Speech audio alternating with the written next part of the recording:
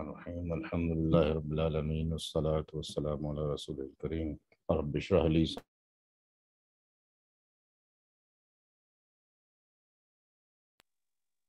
आवाज नहीं आ रही है।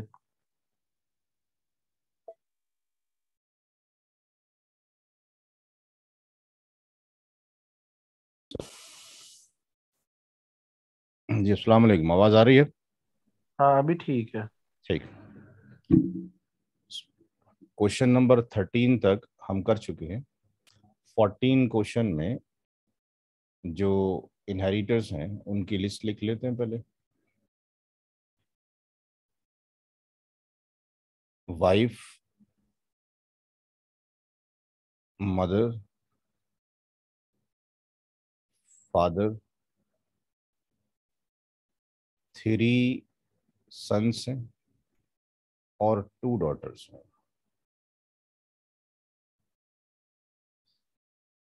तो स्टेप नंबर 1 में लिस्ट ऑफ द इनहेरिटर्स लिख लिया। अब उनके क्या कैटेगरी हैं और क्या शेयर्स हैं वो देखते हैं। वाइफ की हमेशा एक ही कैटेगरी होती है, ZF, जिसको हम जबल फ्रूज बोलते हैं। जबल फ्रूज वो लोग हैं जिनके हिस्से कुरान या हदीस में फिक्स कर दिए गए हैं। इसकी दूसरी कोई कैटेगरी नहीं होती वाइफ की। तो वाइफ को 2 तरीके से हिस्सा मिलेगा। औलाद अगर ना हो तो उसको 1/4 मिलेगा, और औलाद की मौजूदगी में 1/8 मिलेगा। तो यहाँ पर औलाद मौजूद है, तो वाइफ का जो शेयर है वो 1/8 हो जाएगा। माँ भी हमेशा ZF होती है, इसकी कोई दूसरी कैटेगरी नहीं होती, क्योंकि मल्टीपल कैटेगरीज एग्जिस्ट करती हैं। जबल फ्रूज है, असबात है, असबाबी गैरी है, असबाब माँ गैरी है, असबाबी नफसी है, लेकिन माँ की कैटेगरी हमेशा ZF है, जबल फ्रूज है। औलाद की मौजूदगी में माँ का हिस्सा 1/6 होता है। वालिद साहब का हिस्से की 3 कैटेगरी एग्जिस्ट करती हैं। वालिद साहब जो हैं ZF भी हो सकते हैं, जबल फ्रूज भी हो सकते हैं, जबल फ्रूज प्लस असबा भी हो सकते हैं, और सिर्फ असबा भी हो सकते हैं।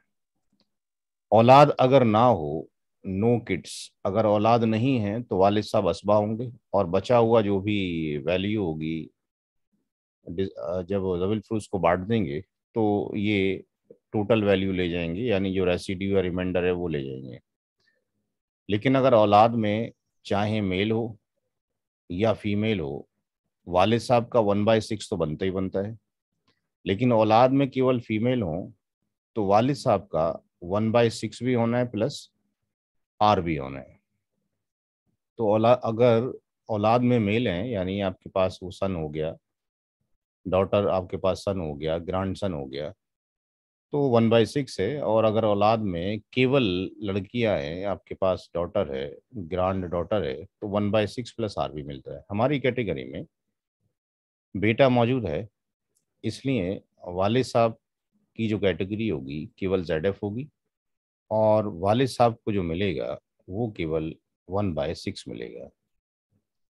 और जब बेटा या बेटी, पोता या पोती, जब son and daughter, grandson and granddaughter, बेटा बेटी, पोता पोती, real brother and real sister, paternal brother और पैटर्नल सिस्टर, यानी बाप शरीक भाई या बाप शरीक बहन, अगर ये इतने लोग एग्जिस्ट करते हैं तो इनकी जो कैटेगरी लाई करती है वो असबा बी गैरी लाई करती है। ये daughter, grand daughter, real sister और पैटर्नल सिस्टर, ये सारे के सारे ZF हैं, जबल फ्रूज हैं। लेकिन जब ये अपने भाइयों के साथ मिल जाती हैं तो इनकी कैटेगरी चेंज होके असबा बी गैरी हो जाती है, यानी भाई के साथ में अगर डॉटर हो जाए, डॉटर सन के साथ में हो जाए, ग्रैंड डॉटर ग्रैंड सन के साथ में, रियल सिस्टर रियल ब्रदर के साथ में, paternal brother paternal paternal sister paternal brother के साथ में, तो असबा बी गैरी बन जाती है, और उनका जो रेशियो है वो 2:1 बनता है। तो ये जो कैटेगरी होगी आपके पास, ये कहलाएगी असबा बी गैरी, और इनको 2:1 के रेशियो में डिस्ट्रीब्यूट किया जाएगा। लेकिन किस वैल्यू के ऊपर? जब जबल फ्रूज को बांट दिया जाएगा, जो अमाउंट उनसे बचेगा उसके ऊपर। तो इनको मिलेगा आर। स्टेप नंबर 2 में सबसे पहले एक निकालें। एक छोटा सा क्वेश्चन ये है कि माँ को अगर औलाद है तो औलाद नहीं है तो फिर कितना हिस्सा मिलता है? अगर नॉन औलाद औलाद। नहीं, अगर औलाद नहीं है, सूरह निसा की आयत नंबर 12 के अंदर है, औलाद की गैर मौजूदगी में जो इसका हिस्सा है वो 1/3 है। 11 और 12 देख लेंगे उसके अंदर। ओके। औलाद ना हो तो 1/3 है। औलाद अगर मौजूद है, चाहे वो बेटे की शक्ल में हो, बेटी की शक्ल में हो, पोता या पोती की शक्ल में हो, तो ये हाँ। ट्रांसफर होकर 1/6 हो जाएगा। अच्छा, और एक और क्वेश्चन ये है कि फादर में जुल्फुरूज जब है फादर, तो सिर्फ अगर बेटा होगा, मतलब कम से कम बेटा होना चाहिए, बाकी अगर जो भी हो, बेटी हाँ हो जी। ना हो, हाँ जी। ग्रैंडसन होना हो, अगर सिर्फ एक बेटा भी है, ग्रैंडसन वगैरह कुछ नहीं है, तो भी मिले वो जुल्फुरूज में आ जाएंगे ना? तब भी सिविल फरोज में आ जाएगा, लेकिन अगर एक ही बेटी है तो ZF+R हो जाएगा। हाँ, एक ही बेटी, अगर मल्टीपल बेटियां हैं तो? तब भी ZF+R। बेटी अगर सिर्फ बेटियां ही हों, ओनली फीमेल, हम्म। तो ZF+R हो जाएगा। Okay okay okay. मतलब मेल आया तो फिर जेडएफ हो गया बस सीधे हाँ, वो। मेल होगा तो ZF होगा। Okay. Total share of ZF। इंशाल्लाह 4-5 महीने साथ में रहेंगे तो आपको हमारी तरह ही पढ़ाना आ जाएगा, चिंता ना करें। बस ये कि जितना पढ़ रहे हैं उतना पढ़ाते रहें। अब ये कि अगर रमजान अच्छा, दो या बस तीन एक बेटियां हों। एक और क्वेश्चन है बस मेरा, ये फादर वाला। जैसे फरमाइए। अगर ये बेटा बेटा नहीं है लेकिन ग्रैंडसन है, पोता है, हाँ, तब? अब भी फीमेल मेल तो हो गया ना। हाँ, तब भी हो जाएगा ना? बेटा या फिर ग्रैंडसन दोनों में से कोई भी अगर हो गया तो फिर दादा बाप को जुल्फुरूज हो जाएंगे वो। सन हो या ग्रैंडसन हो, दोनों केस में आपके पास ZF ही रहेगा। ओके ओके ओके, सन और ग्रैंडसन, सन और जो भी ग्रैंडसन। आगे ग्रेट ग्रैंडसन जो इस कैटेगरी में आगे जा रहा है, औलाद में मेल हो तो फादर जो है ZF है, बस मोटा मोटा याद रखना है। अच्छा अच्छा अच्छा। अगर ओके। फादर मदर ना हो, ओनली दो दो या तीन बेटियां हों। फादर ना हो, ओनली दो या तीन बेटियां हों। Father daughter. फादर भी ना हो और फादर भी ना हो, मदर भी ना हो। मदर भी ना हो, हाँ, और दो या तीन ठीक। सिर्फ डॉटर हो। 2 या आपके पास मोर डॉटर हो, ठीक है, कुछ हाँ, बोले। और कोई ना हो, वाइफ भी नहीं है। वाइफ भी ना हो। तो ये जो सन। तो ये जो केस बनेगा आपके पास से आगे जाके पढ़ेंगे, मेरी एक सेपरेट किताब है इसके ऊपर, अच्छा अच्छा। Rules of return. RUTURN return का मतलब ये आपके पास रद्द, ये रद्द का केस है। हम्म। तो इसको पढ़ेंगे बाद में। इसको मैंने आगे रखा हुआ है कि रद्द कब बनेगा। अभी जितने भी सवाल आप देख रहे हैं, उस केस में हम ये देख रहे हैं कि जो वैल्यू आती है हमेशा, वो टोटल डिवीजन हो जाता है प्रॉपर्टी का।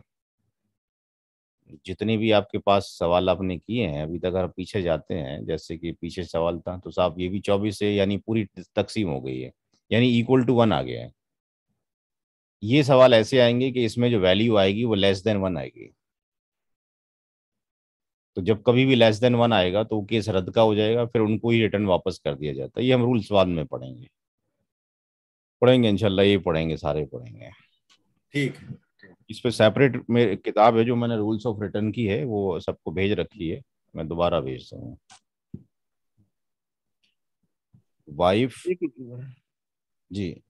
एक लास्ट क्वेश्चन मेरा ये है इसमें कि अगर एक बात सुनते आ रहे कि अगर बेटे की गैर मौजूदगी में पोतों को कुछ नहीं मिलता है, तो बेटे की वो बात?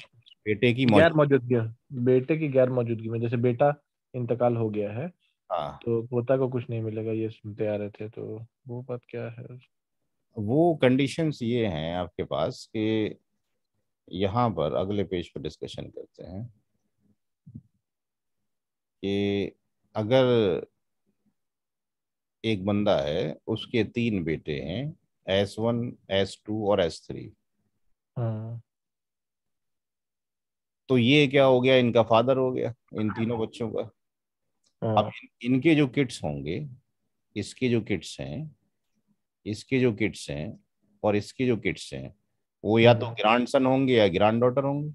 हम्म इसके लिए रेस्पेक्ट में, इसके रेस्पेक्ट, हम्म। ऊपर वाले के रेस्पेक्ट में है, तो राइट। ये आपके पास क्या बन जाएगा, ग्रैंडफादर बन जाएगा। तो ग्रैंडफादर के हम्म रेस्पेक्ट में ये सन है, ये ग्रैंड सन है, ये सन हम्म है, ये ग्रैंडसन है, ये सन है आपके पास, ये आपके पास ये ग्रैंडसन हो गया आपके पास, ग्रैंड डॉटर। हम्म, तो अब अगर कंडीशन एग्जिस्ट ऐसी करती है कि अगर ये S3 की डेथ अगर होती है, हम्म, S3 की अगर डेथ होती है, तो इसकी जो भी प्रॉपर्टी थी उस हम्म, प्रॉपर्टी में से अब किस किस को जाएगा, इस बंदे का क्या वालिद साहब मौजूद है तो इसके फादर मौजूद है, क्योंकि ये ऊपर मौजूद है, हो सकता है इसकी माँ भी मौजूद है, हो सकता है इसकी बीवी भी मौजूद हो, और उसकी ये औलादे भी मौजूद हो, तो इसके हम्म, प्रॉपर्टी से इनको भी चला गया और इनको भी चला गया। हम्म, ठीक, अब वालिद साहब जो हैं आपके पास, इनकी डेथ, इसकी डेथ 1 नंबर पर होती है, इसकी डेथ दूसरे नंबर पर होती है। हम्म, तो जब दूसरे नंबर पर आपके पास डेथ होगी तो ये बंदा तो एग्जिस्ट करता नहीं ना। नहीं करता। और जब ये मरा था तो अपनी प्रॉपर्टी का जो शेयर है इसको भी दे गया था, और हम्म, वाइफ माइन को भी दे गया था। अब इसकी जो हम्म, प्रॉपर्टी है, चूंकि वार विरासत के लिए रूल ये है कि बंदे की मौत वाकई हो, लोगों ने देखा हो कि बंदा वाकई मर गया है, हम्म, अब डिस्ट्रीब्यूशन होगा उसका। ऐसा नहीं कि साहब वो 1-2 साल के लिए चला गया है कहीं और आपने उसके पीछे डिस्ट्रीब्यूशन कर लिया, तो बंदे की मौत का होना लाजमी है। फिर हम्म, उसके पास जो एसेट बचा है वो, हम्म, उसकी जो कॉस्टिंग है उस एसेट का होना जरूरी है। अगर उसको मालूम ही नहीं है तो फिर डिस्ट्रीब्यूशन आप क्या करोगे। हम्म, दूसरा ये कि वो आपके डिस्ट्रीब्यूशन जो आपको किया जाएगा वो दूसरे गैर मजहब का ना हो, आपकी मजहब का हो, क्योंकि इंटर हाँ, आपके पास उसके अंदर रिलीजन में प्रॉपर्टी हम्म, डिस्ट्रीब्यूशन नहीं होगी। पर चौथा हम्म, ये कि जिनको डिस्ट्रीब्यूशन किया जा रहा है प्रॉपर्टी का, दे मस्ट बी लाइव, उनकी एग्जिस्टेंस होनी चाहिए। तो जब हम्म, दादा मरेंगे तो ये जिंदा है और ये जिंदा है, हम्म, तो इसकी प्रॉपर्टी इनको जाएगी और इनको जाएगी, हम्म, दादा की प्रॉपर्टी यहाँ पर नहीं जाएगी, दादा की ओके, प्रॉपर्टी इनको नहीं जाएगी, इसमें तो कोई दिक्कत की बात है नहीं। ओके, ओके, मैंने एक सेपरेट किताब लिखी है जो अभी अगले साल आएगी इंशाल्लाह। अभी सेपरेट एक तो अभी आ रही है मैथमेटिक्स ऑफ इनहेरिटेंस, इंशाल्लाह 2 महीने में आ जाएगी, 500 पेज की। एक किताब और लिख रहा हूँ केस स्टडीज के अंदर, वो शेयर ऑफ प्रेगनेंसी है, उसके अंदर तखारुज है, इसमें बंदा अपने आप सेल्फली अपने हिस्से को छोड़ना चाहता है तो क्या तरीका है। इसी तरीके हम्म, से एक है मुनासखा की, मल्टीपल डेथ्स हो गई हैं खानदान में 5-6, अब डिस्ट्रीब्यूशन हम्म, कैसे करें, तो वो केस स्टडी पे अलग से किताब आएगी। उसी में मैंने हम्म, पोता और पोती के ऊपर अलग से एक किताब लिखी है, जिसमें उसको जो है 29 केसेस में पोता और पोती को मिलता है, एक केस में नहीं मिलता। जो ये केस है, अच्छा, अच्छा, जो ये केस है, इस केस हम्म, में मिलेगा, क्योंकि यहाँ पर मौजूद है तो इसको नहीं जाएगा। हम्म, जैसे कि अगर आपकी हम्म, डेथ के बाद, आपकी डेथ के हम्म, बाद आपकी माँ भी मौजूद हो और आपकी मैटरनल ग्रांड मदर भी मौजूद हो, तो हम्म, आपकी मौत के बाद 1/6 जो है इस माँ को जाएगा, इस नानी को हम्म, नहीं जाएगा। लेकिन अगर ये माँ नहीं है तो आपकी प्रॉपर्टी का 1/6 यहाँ ट्रांसफर हो जाएगा। इसी हम्म, तरीके से आपकी अगर डेथ होती है या मेरी डेथ होती है तो मेरे वालिद साहब को मेरे ही प्रॉपर्टी का 1/6 जाएगा, और मेरे ग्रैंडफादर को कुछ भी नहीं जाएगा। लेकिन अगर ये वालिद साहब नहीं है तो हदीस शरीफ में है कि जो दादा है वो बाप की ही मिसल है, तो ये 1/6 यहाँ पर ट्रांसफर हो जाएगा। अच्छा, अच्छा, ओके, ठीक है, हम्म, आ जाएगा इंशाल्लाह, सब आ जाएगा। अभी हमारे पास 120 सवाल हैं सारे जो हमने लिस्ट बनाई है, तो उसमें सब आ जाएगा इंशाल्लाह। इंशाल्लाह, जज़ाकल्लाह। ठीक है, तो यहाँ पे हम डिस्कशन ये कर रहे थे कि मरने वाले ने अपनी वाइफ को छोड़ा है, माँ को छोड़ा है, फादर को छोड़ा है, तो इनके हिस्से अगर सूरह निसा की आयत नंबर 11-12 में देखते हैं तो हमें मिल जाता है। अच्छा, अब उसके बाद जो है ये बेटा और बेटी का जो हिस्सा है ये बिल्कुल स्टार्टिंग में ही शुरू हो जाता है आयत नंबर 11 से, कि एक मर्द का हिस्सा 2 औरतों के बराबर है। तो यहाँ पर सबसे पहले तरीका ये है कि पहले ज़बुल फरूज को देंगे, बेटा बेटी को मिलेगा आपके पास। अगर बेटी अकेली होती यहाँ पे, अगर ये बेटा ना होता तो ये बेटी क्या हो जाती, ये भी ज़ैड फौज बन जाती अभी। लेकिन बेटे की मौजूदगी में ये, अब इसको इंतज़ार करना है, पहले इनको डिस्ट्रीब्यूशन हो जाए सबको तो मिलेगा। Wife plus mother plus father, तो वाइफ की वैल्यू आप यहाँ पे 1/8 लिख दीजिए, मदर की वैल्यू 1/6 लिख दीजिए, और फादर की वैल्यू 1/6 लिख दीजिए। एल्शियम जो आएगा यहाँ पे 24 आ जाएगा, 8 जब भी आएगा एल्शियम 24 हो जाएगा, 8 3 हो जाएगा, और ये 4 हो जाएगा, और ये 4 हो जाएगा, तो 4 4 8 और 3 कितना हो गया, 11/24 हो गया। तो 11/24 ले गए वाइफ, मदर और फादर। अब स्टेप नंबर 3 में बचा हुआ अमाउंट जाएगा बेटा और बेटी को। स्टेप नंबर 3 में शेयर ऑफ असबा बी गैरी ही। तो इसमें 4-5 स्टेप होते हैं। तो पहले स्टेप में शेयर लेफ्ट बचा है फॉर 3 सन्स, 3 बेटों के लिए, 3s एंड 2 डॉटर्स के लिए। तो ये हम वैल्यू क्या निकाल रहे हैं, आर निकाल रहे हैं। तो पूरी जो प्रॉपर्टी थी होल, उसमें से टोटल शेयर ऑफ ZF जबिल फ्रूज के हिस्से माइनस कर दिए। 1 माइनस 11/24 और ये 24 हो गया। 24 माइनस 11 ये 13/24 हो गया। तो इसमें 3 बेटे हैं और 2 बेटियां हैं। तो अब स्टेप नंबर इसके सेकंड पार्ट में ratio among 3 sons and 2 daughters, इनका रेशियो क्या है, इनकी निस्बतें क्या है। तो इनको हम लिख लेंगे S colon S colon S colon D equal to, ये हो गया 2:2:2 और 2 बेटियां 1:1। ये बनी इनकी निस्बत। अब अगले स्टेप में लिख लेंगे addition of ratios of 3 sons and 2 daughter, बेटे और बेटी की निस्बतों का जोड़। D + D 2 + 2 + 2 1 + 1। 3 बेटे, उनके 6 हिस्से हो गए, 2 बेटियों के 2 हो गए, तो ये 8 हिस्से हो गए। इसका मतलब 3 बेटों और 2 बेटियों के 8 हिस्से किए जाएंगे इस अमाउंट में से, ये जो अमाउंट है।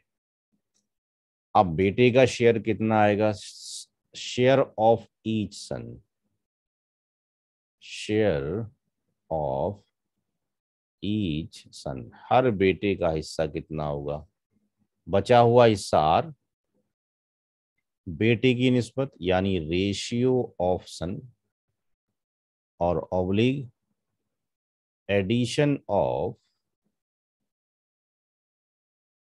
Ratios of 3 sons and 2 daughter, बेटे और बेटियों की निस्बतों का जोड़। बचा हुआ माल है 13/24।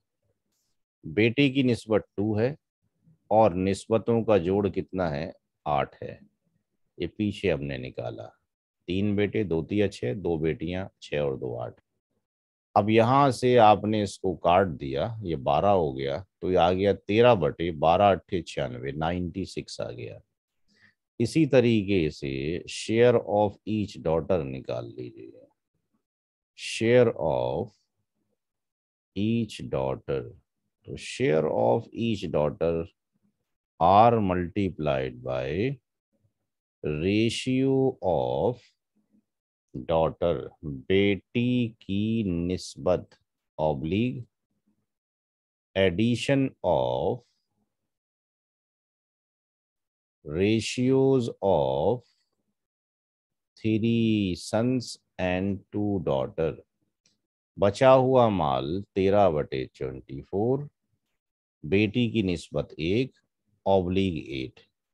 तो 13 तो ये हो गया और इसका हो जाएगा डबल, ये कितना हो गया, 6 दूनी 12 हो गया और 9 दूनी कितना हो गया, 18 हो गया और ये 19 हो गया, 192 192 हो गया। तो स्टेप नंबर 3 में हमने सारी चीजें निकाल ली। अब स्टेप नंबर 4 में final answer,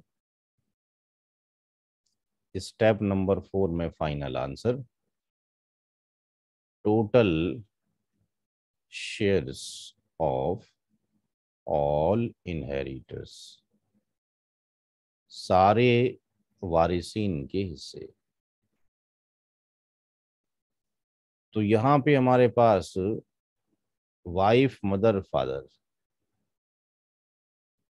wife mother father, एक सन, दूसरा सन, तीसरा सन, एक डॉटर, दूसरी डॉटर। वाइफ का औलाद की मौजूदगी में 1/8, माँ का औलाद की मौजूदगी में 1/6, वालिद साहब का औलाद की मौजूदगी में जब कोई मेल हो तो 1/6। हर एक बेटे का निकला 13/96, 13/96, 13/96। और हर बेटी का भी निकाला हमने 13/192, 13/192, 13/192। तो यहाँ पे समटाइम्स ऐसा होगा कि कैलकुलेटर, बड़े बड़े फिगर आएंगी तो कैलकुलेटर कैसे कैसे एलसीएम कैलकुलेट करें। तो उसके लिए आप क्या करें, एक साइट है वहाँ पे आप चले जाएं और वहाँ पे लिख दें LCM calculator, LCM calculator. LCM calculator में ये जो वैल्यूज आपके पास आ रही हैं उन वैल्यूज को हम यहाँ पे फीड कर सकते हैं। तो हमें वो काटा पीटी नहीं करनी पड़ेगी, हमारा जो आंसर है वो खुद निकल जाएगा। एक मिनट जरा बाहर है।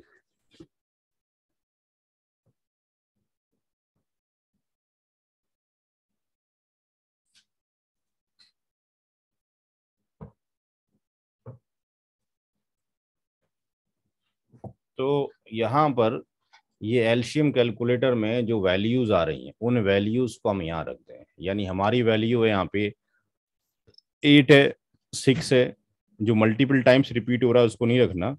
8, 6, 96, 192,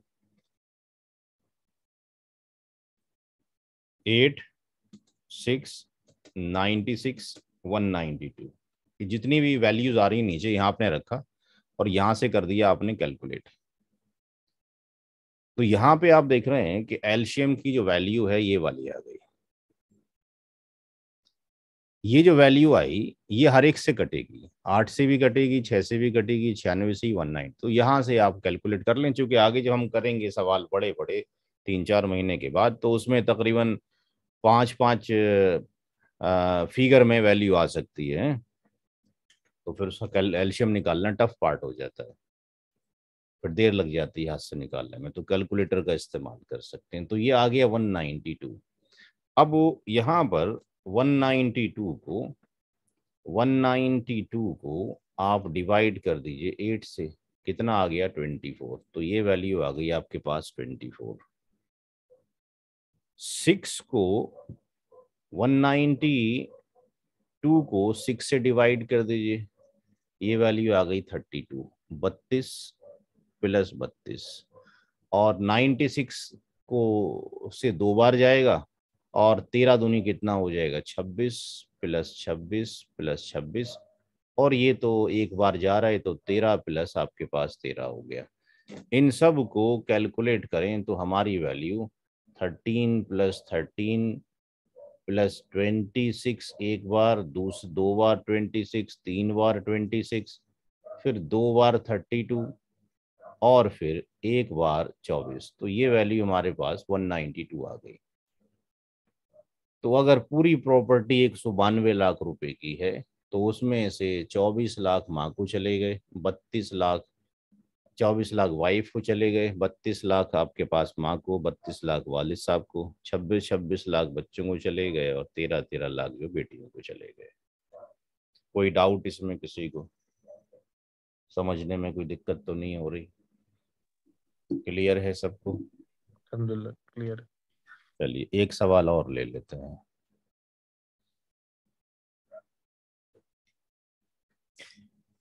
क्वेश्चन नंबर 15 में वारिसीन की लिस्ट में वाइफ है, मदर है, डॉटर है और ये अंकल हो गए यानी चचा हो गए।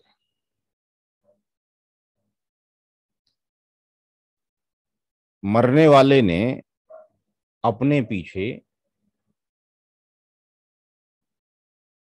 जो छोड़ा है वो अपनी वाइफ को, अपनी माँ को, अपनी बेटी को और अपने अंकल को छोड़ा है, चचा को छोड़ा है।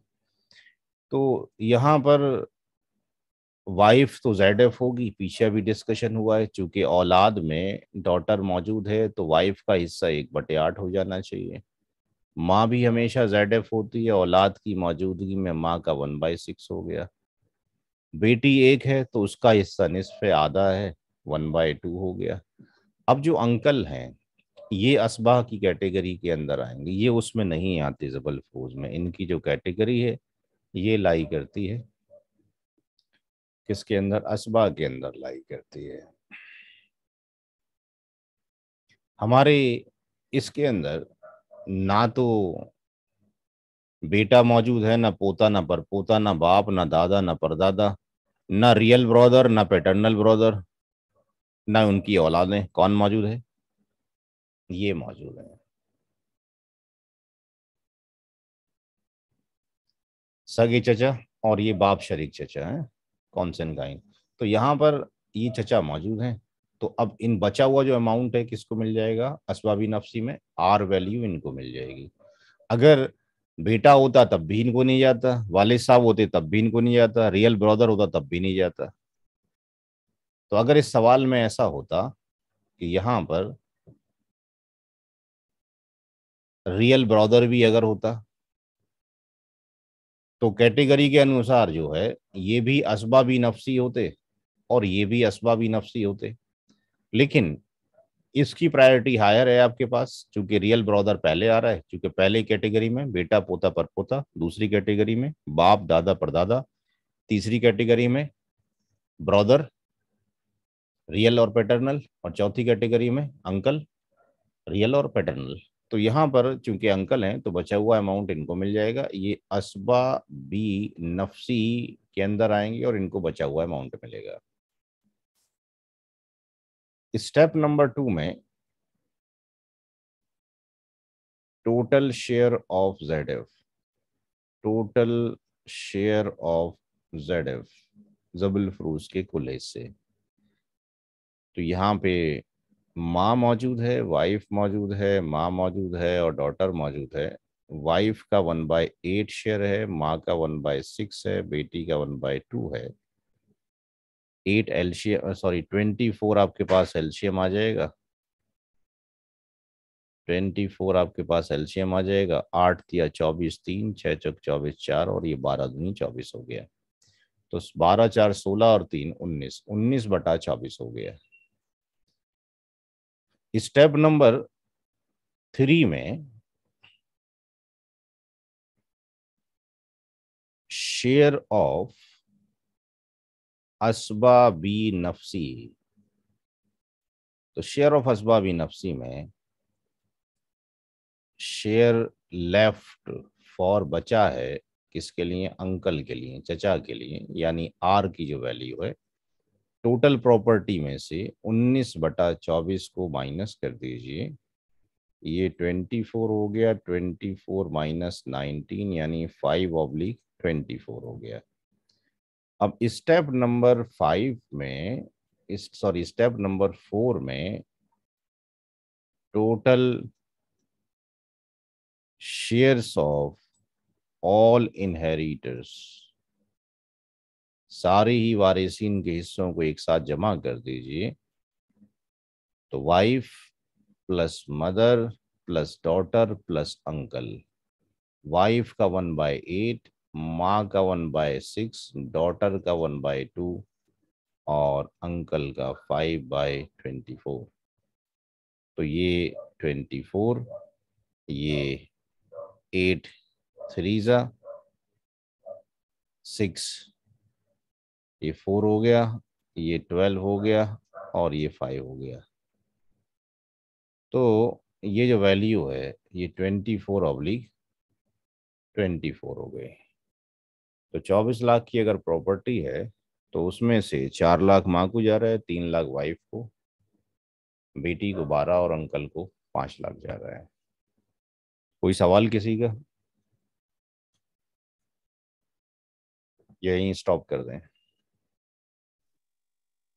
ये एक सवाल ये है कि असबा माँ गैरी जो है जिसमें सिर्फ औरतें होती हैं, तो हाँ उनको उनको जैसे अभी हम लोग असबा में जब कैटेगरी देते हैं तो सबसे पहले देखते हैं असबा बी गैरी ही है या नहीं, फिर असबा माँ बी नफ्सी ही है या नहीं वो देखेंगे, उसके बाद लास्ट में असबा माँ गैरी देखेंगे। हाँ जी। कैसे है ये? तो यहाँ पे अगर ये एक सवाल ऐसा ले लें, हम देखेंगे सवाल के अंदर कोई अगर इस तरह का है, तो जहाँ पे बेटी के साथ में या पोती के साथ में हमें कौन मिल जाए, सगी बहन मिल जाए या पैटर्नल बहन मिल जाए। देखिए कोई सवाल है इसके अंदर, आगे आएगा। बेटी के साथ में, बेटी के साथ में सगी बहन मिल जाए। अब जैसे ये वाली कैटेगरी है, क्वेश्चन नंबर 29 है। तो क्वेश्चन नंबर 29 के अंदर अगर हम देखते हैं तो ये वाइफ, मदर और डॉटर, ये तो ZF की कैटेगरी के अंदर आ जाएंगे। और जो सिस्टर है उसकी कैटेगरी बन जाएगी असबा माँ गैरी। अब इसी चीज को अगर हम दोनों को एक साथ मिक्स कर दें इस सवाल के अंदर अपने, जैसे ये सवाल था अभी आपके सामने, इसमें अंकल भी हैं और इसमें अगर एडिशन कर दिया जाए समझने के लिए रियल सिस्टर का, तो अगर बेटी के साथ में अगर रियल सिस्टर है तो इसकी कैटेगरी आती है असबा माँ गैरी। तो असबा माँ गैरी और ये असबा भी नफसी, अब दोनों में से रिमाइंडर इसको जाए या रिमाइंडर इसको जाए। तो लॉ ये है कि इनको जबल फरूज को बांटने के बाद असबा माँ गैरी की प्रेफरेंस पहले है और अंकल को कोई हिस्सा नहीं जाएगा, no share due to real sister के होने की वजह से। यानी यहाँ पर जो 5/24 अंकल को जा रहा था वो कौन ले जाएगी, रियल सिस्टर ले जाएगी। इसको आप, असबा माँ गैरी के प्रेफरेंस पहले है हाँ और असबा असबा बी माँ नफ्सी का प्रेफरेंस बाद में है। बाद में, इसको हम कैलकुलेटर से वेरीफाई कर सकते हैं। Wife mother daughter, wife mother daughter uncle और रियल सिस्टर।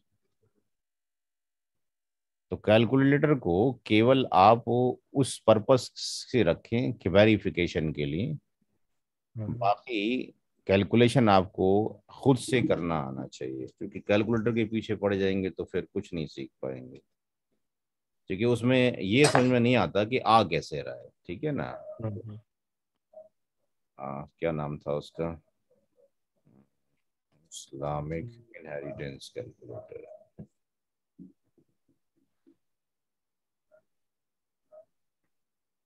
तो यहाँ पे वाइफ मदर और डॉटर, ये वाइफ रख दिया, मदर रख दिया, ये तीनों हो गए डॉटर, वाइफ मदर डॉटर। उसके बाद हमने क्या रखा, रियल सिस्टर। तो रियल सिस्टर आपके पास आएगी फुल सिस्टर, ठीक है, रियल सिस्टर हो गई। उसके बाद अंकल आएंगे, तो अंकल जब आएंगे तो अंकल आएंगे आपके पास, कहाँ गए अंकल, अंकल गए नीचे आएंगे uncle, full paternal uncle, father full brother, वालिद साहब का फुल ब्रदर। तो ये हो गए असबा बी नफसी ही, और ये हो गई असबा माँ गैरी। इसको आपने यहाँ से ऑन कर दिया और यहाँ से आपने देखा अंकल को क्या मिला, 0 मिला। ठीक है, सिस्टर क्या ले गई, 5/24 ले गए। तो यहाँ से आप उसको वेरीफाई कर सकते हैं कि वो आ रहा है कि नहीं आ रहा है। और कोई सवाल।